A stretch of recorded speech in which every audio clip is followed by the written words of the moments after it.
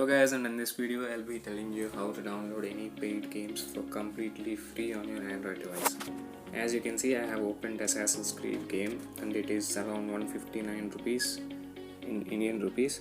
So I'll be showing you an application in that all the modded applications, the original applications are all uploaded by the users, like the programmers who modify these applications and then upload it there.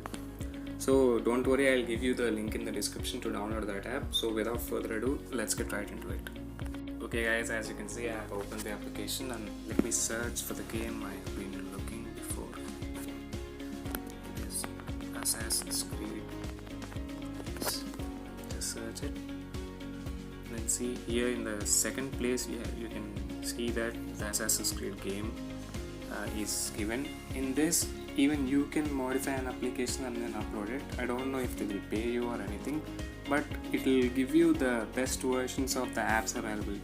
In the modified section, if you see, it will give you what percentage of the app are working, like how many mods actually work in this app. Or else you can download the normal application in normal way, the original application. Here you can see the mods.